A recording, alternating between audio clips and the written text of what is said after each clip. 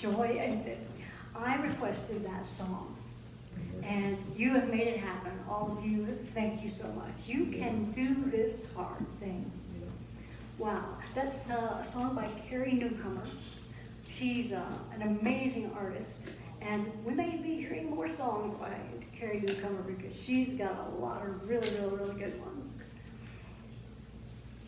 When I was much younger, and I've been coming to Unity since like 1991, so it's been a year or two. When I was much younger, I used to come in, and there would always be some older people that would be talking about their aches and their pains and their illnesses, and I'm hearing this, you know, and I'm trying to learn these truth principles, you know, thoughts held in mind produce after their own kind, you know, so do we really want to be talking about these aches and pains, you know? And I was kind of concerned. I'm just trying to learn, you know, don't they know this? Like I said, I was a lot younger then. Since then, I have learned that there are more aches and pains than you can imagine when you get older. You just can't comprehend it when you have a body that everything works all the time and it doesn't hurt to roll over at night. You know, I've learned a lot.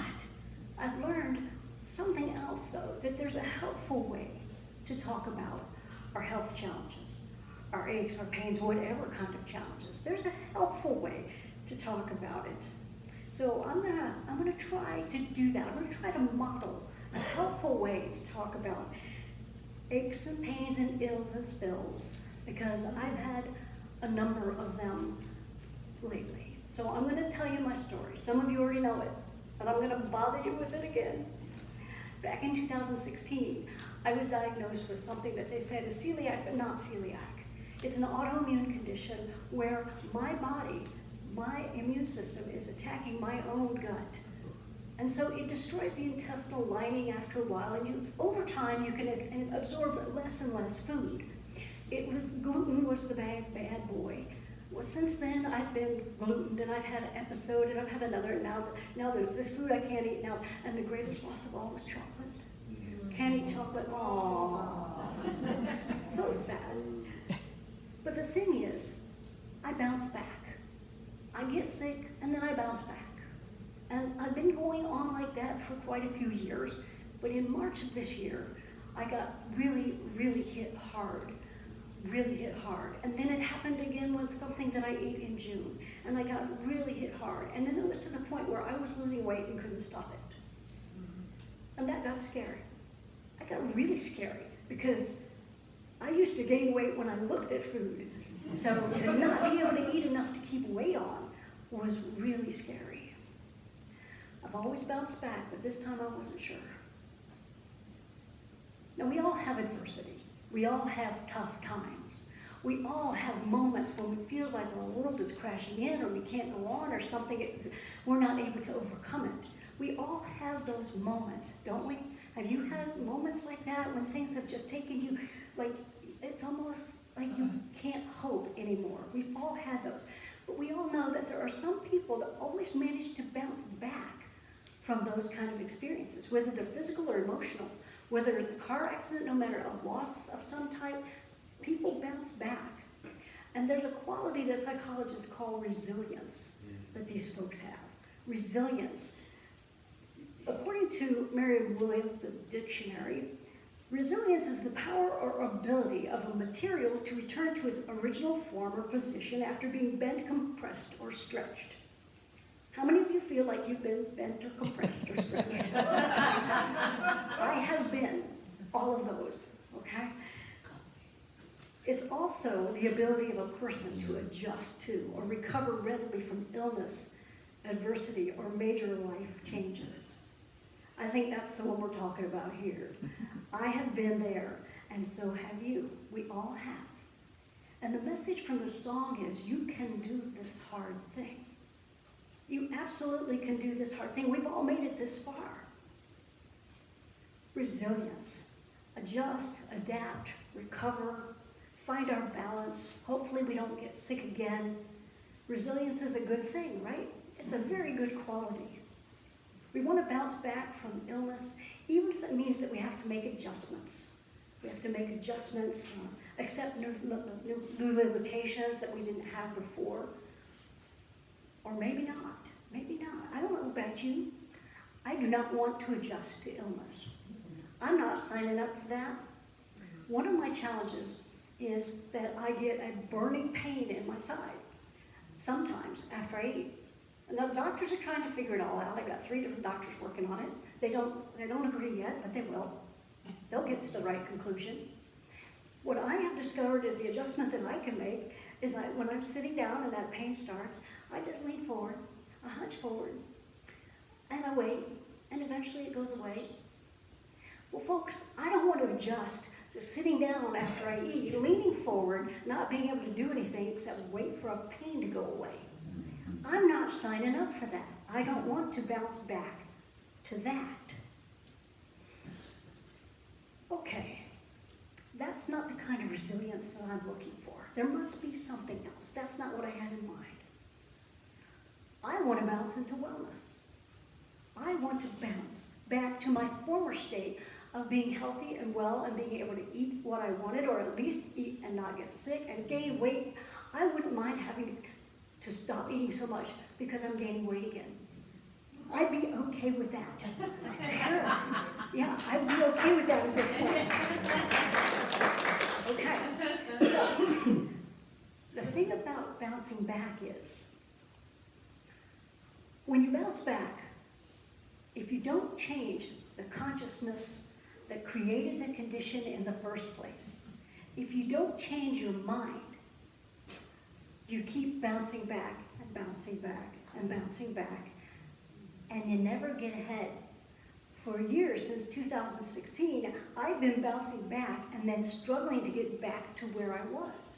I keep bouncing back, but not to where I want to be.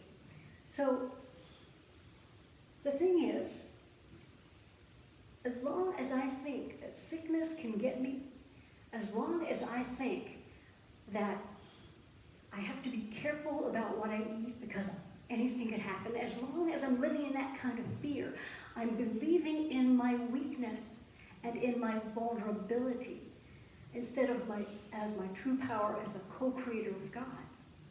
Oh, what happened to that idea that we're co-creators with God? What happened to the idea? I'm not living in that space as long as I'm just bouncing back to where I was. I'm still feeling vulnerable. Charles Fillmore, the co-founder of Unity, he wrote this: God-mind rests in a perpetual realization of health, and that which seems to be sickness does not abide, does not exist in truth. When man becomes so much at one with God-mind that he abides in the consciousness of health, he enters the eternal peace in which he knows that it is finished. And the it he meant there was sickness.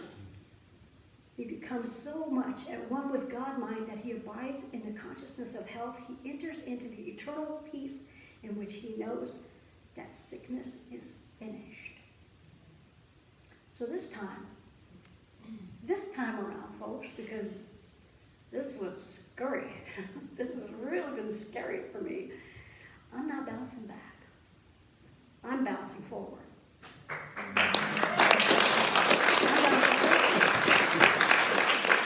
In Philippians 2:6, we read, "Let the same mind be in you that was in Christ Jesus." God is mind. We have the mind of Christ. We have that. When I bounced back before, my body healed to a degree, but my mind stayed the same. My consciousness still stayed the same. I was still approaching it from the perspective of my human limitations. When I bounced forward in consciousness, I opened to the wisdom of my Christ mind. Folks, the greatest thing that we have to overcome is an illness or sickness or even death. The greatest thing that we have to overcome is the limitations in our minds, the belief that the world can somehow prevail over us. The body knows how to heal. If you cut yourself, you don't have to sit there and go, "Oh, Okay, a little stitch here, a little cell there. It just heals, right? Your body's healing all the time. Things are renewing and refreshing, healing all the time, because there's divine intelligence in every single cell. The divine intelligence knows what to do, and it just does it to the degree that we allow. The greatest thing that we have to overcome is our own limited thinking. When the body doesn't work right, when we're weak, we feel vulnerable, we're in pain, that's information that's really helpful. That information tells us that we're thinking with our human limited consciousness again. It's telling us that we are out of our divine minds. We have lost it. For Christ's mind knows that there is no sickness or no powerlessness in the mind of God. There is no disease in God. There's no disturbance in God. There's no lasting disease in us. There is not. Every condition can be healed. Divine mind, Christ's mind knows that. Knows that. So we don't want to bounce back, or I don't. Maybe you do, but I don't want to bounce back. I want to bounce forward. True healing. Because you can get a cure. You can have something surgically removed. You can do all kinds of things to get a cure. But true healing is growing into a higher version of ourselves. It's bouncing forward in consciousness. I know you've heard this before. I think it was Wayne Dyer who said this or something like this. Change your mind and you change your life. Change your mind and bounce forward into a higher consciousness where all things are possible. And then you can do this hard thing. You can, absolutely. In 1 Corinthians 2:16 we read, we have the mind of Christ. The question I have is, what is our relationship with that Christ? What's your relationship with your Christ mind? What's your relationship with that part of you that is that spark of divinity that is placed in you from before you were born? It's the truth of you, and this human body is just an extension of that. What's your relationship with that presence and power of God? Some people in a traditional Christian church would say, what's your relationship with Jesus? Because Jesus represents the Christ in all of us. What's your relationship with that? Are you friends with that presence and power? Are you friends? You can be. You can change your relationship with your Christ mind. You know, make it your best friend. Make it your best friend. What's your best friend's name? Give your new best friend a name. Talk to it. I mean, you could say, hey, you. And it would still be there. You can say Christ. You can say your own name. You can say infinite spirit. You can say inner being. That's the one that Abraham Hicks uses a lot. Name it and claim it. Develop a relationship with that part of you. You know, we talk to ourselves anyway. Is there anybody here that doesn't talk to themselves sometimes? Everybody. I didn't see anybody raise their hand. We all talk to ourselves. We talk to our human selves. Why not talk to our divine selves? Let's try that for a change. I think it's helpful. It's not so hard. It is not so hard. Like any other relationship, spend time together. Spend time together. How many of you meditate? Okay, is meditation a hard thing? Yes. Yeah, it's a hard thing. Doesn't have to be. Doesn't have to be. Get quiet. Get apart by yourself for a few minutes. Now, for some folks like Daddy here, that might be kind of hard to get quiet, get by yourself. The rest of us have no excuse whatsoever. Find a few moments alone. If you have to get up, 5 minutes early, hide in the bathroom. That's a good one. Lock the door. Just find a few minutes to be quiet. And then, because it's easier to be in tune with the infinite when you're in a better place emotionally, spend some time feeling appreciation. You may not think you have anything to appreciate, but you can appreciate this. You know these two true teachings. I won't say that again. You know this stuff. You know this truth. You know these things. It's wonderful to know these things. Another thing you can always appreciate, you have the power to change your thinking. You can think whatever you want. Now your thoughts may run away with you like mine do with me, but I can pull them back. Pull them back. Especially if you're talking to your best friend, your new best friend. All right, so you sit there and you say, good morning. inner being, or whatever name you give your new best friend, good morning. I'm here to feel good. I'm here to feel God. I'm just here. I'm showing up and I'm saying, lay it on me, baby. And just breathe. Even if you only do it 3 or 4 minutes, just breathe. Appreciate the breath moving in and out. Just breathe. After a few minutes, you'll feel better. You'll be more open and receptive to the infinite within you. And then if you really want to feel good, try having that running conversation with your inner being all day long. Try speaking to spirit within you all day long. Include it in your conversations. People might think you're strange, but you know, nowadays we all got these Bluetooth things in our ears and we're talking to our phone. You can talk right out loud to your Christ self and nobody's going to care. Yeah. Except you. So try that. Try that. Spend time together. One thing that helps me is that I have a little friend. I have a little green ball. I don't know if you can see it, but it has a smiley face on it. Sometimes it glows in the dark, which is really helpful. And it's not an ordinary ball. Let's see if I can do this. Yes, it's a super ball. It is a super ball. So I can sit and think, now we're not worshiping super balls here, folks. Don't let anybody say, oh, they're worshiping super balls in that church. It's just a symbol. It's a symbol for your own inner being. And so I can have a conversation with that little green ball, and it makes me feel good, and it makes me smile.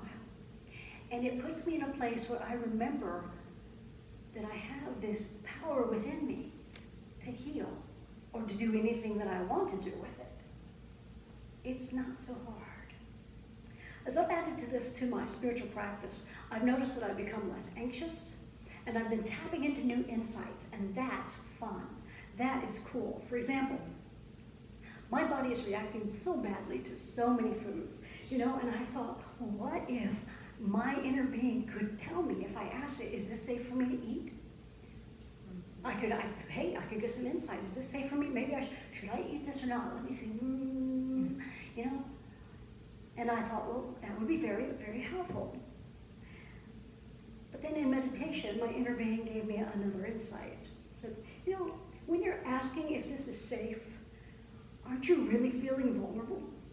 Actually, aren't you really feeling like this has power over you? Yeah. Aren't you really? You might want to remember who you are. You might want to remember that there's a presence and power within you that is greater than the food that you're trying to eat. You might want to remember when you live as that presence, when you live as that, when you're blended with your Christ mind, you're safe. You are safe. You are safe. Nothing can hurt you from that consciousness. It will always be done for you according to your beliefs and your knowing. It will be done for you according to your beliefs. And I thought, well, I guess I've got some work to do then. I've got some inner work to do to get to that place in consciousness.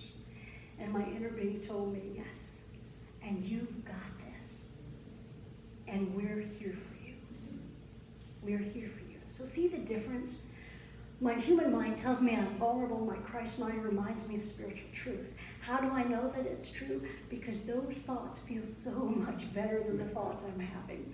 How do I know it's from my Christ mind? It doesn't matter. If it's spiritual truth and it's uplifting, I don't care where it comes from. It's for me. It's here for me. So my work isn't to figure out what food might hurt me. My work, that's not my work. My work is to identify so completely with my Christ mind that I know that the food I eat blesses me, and blesses me, and blesses me. Now, just so you know, I'm not running out to eat chocolate and gluten and all those other things that have made me sick in the past. I'm doing my best to take good care of my body. I'm making some adjustments that I trust are temporary. I'm allowing, after many, many, many years, I'm allowing the medical community to help me, at least to diagnose me. They're giving me tests, and I'm being compliant as much as I can. If you knew me, you'd know that this is big. That's huge. I'm letting the doctor at me. And so I'm working all that, but I'm not healing my body. My body is healing. My body's healing itself. It has been. What I am healing is my sense of separation from my own indwelling Christ mind and from the joy of my being. And it feels good to be getting back together with the joy of my being. I'm not there yet, but I'm on my way. And nothing can stop me except me. Nothing can. The doctors can say what they want. Doesn't matter to me. I'm healing. I know it. I claim it. Because the healing first happens in consciousness. So hear this, please. I would not recommend taking any action when you still have doubt in your mind. I will not take action while there's still doubt in my mind. I will develop that relationship with your Christ mind until you know and know that you know, until you are inspired. And then you'll know what to do, and you'll know when to do it, you'll know what to say and when to say it, as the Course in Miracles says. But this I do know for sure. One with my Christ mind, I go forward to my good. I go forward to my good. For me, I'm not going back. And I know there's a lot about that going on in the atmosphere these days. But I wrote this thought probably before that speech. So, one with my Christ mind, I go forward to my good. Now, I would like to ask a volunteer to come up here. Anybody? Somebody? I'm going to choose one. Lisa. Thank you. There's another insight that I received while I was in this process. Please join me. You could even sit if you like, or you could just stand. What do you want to do? You'll be standing up in a minute. Just have a seat. All right. Thanks for giving me a choice. You're so awesome. I did not watch the Republican convention. I don't know if any of you did. For the first time this year, I watched a convention, but it was the Democratic National Convention. Now, this is not about politics. This is just about my experience of that. I saw thousands and thousands of people. Anybody see this? Saw thousands and thousands and thousands of people cheering for someone. And there were numerous people that came up, and the thousands of people cheered for them. When President Biden stood up, they cheered for him, applauded, and shouted his name for over 4 minutes. The man couldn't get a word in edgewise. That was amazing to me. And in my meditation, my inner being put me on that stage. Not that stage, but a stage. And in that audience were tens and tens of thousands of angels cheering for me, supporting me, loving me, grateful to me for being willing to experience this illness. This isn't happening to me, it's happening for me. They are happy that I'm going along with the program. So I heard in my meditation, Cindy, Cindy, Cindy, Cindy. And it just brought me to tears. It makes me smile. It felt so real that there wasn't any doubt in my mind. And I want someone else to have that experience. So today, it's Lisa. Okay? Would you, those of you that are able and willing, would you stand? And we are going to cheer for Lisa. Okay, ready? Lisa, Lisa, Lisa, Lisa, Lisa, Lisa, Lisa, Lisa,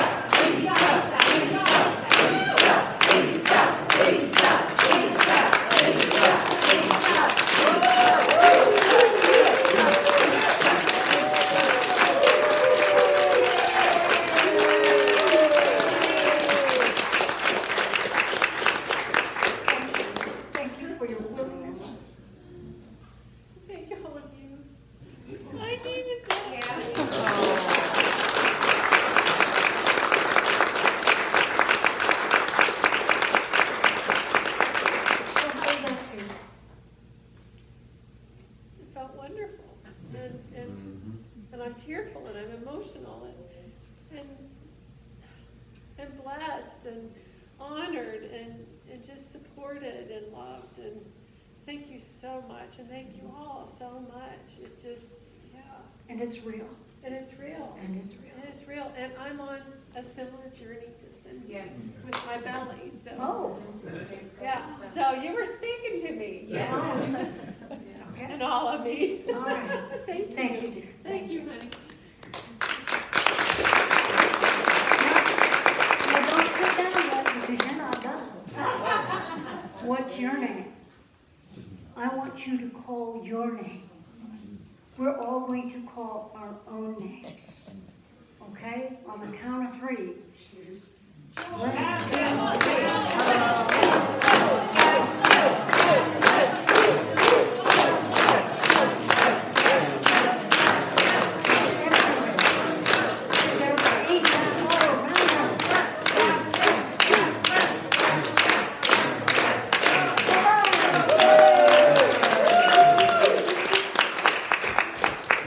Please be seated. Please be seated.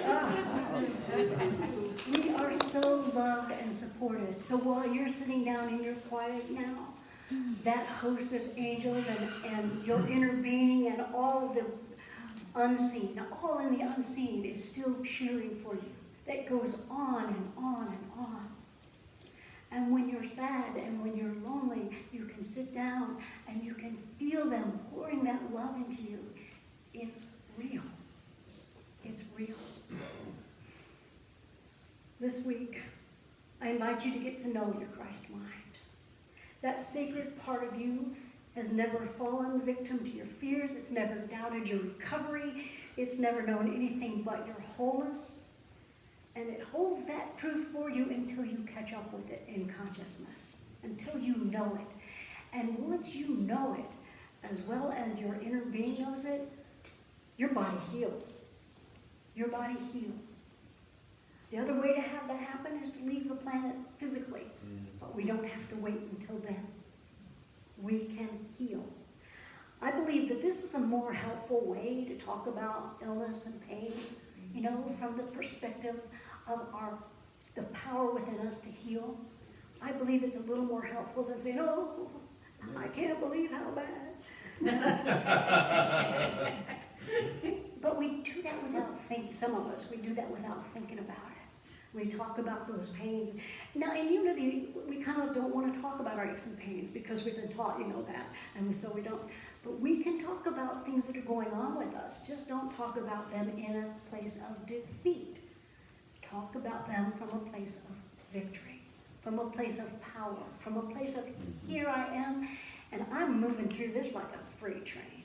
I'm moving through this. I'm going.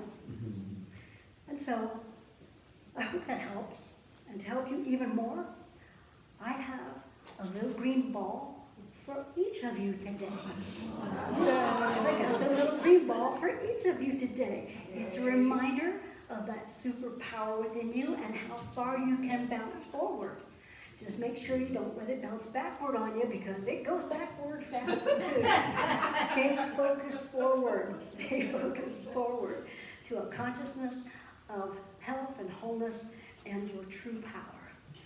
So you are invited also to join me on October 3rd for the next meeting of Merle's Parlor, Merle Fillmore's Healing Parlor. It's on the 3rd from 2 to 4.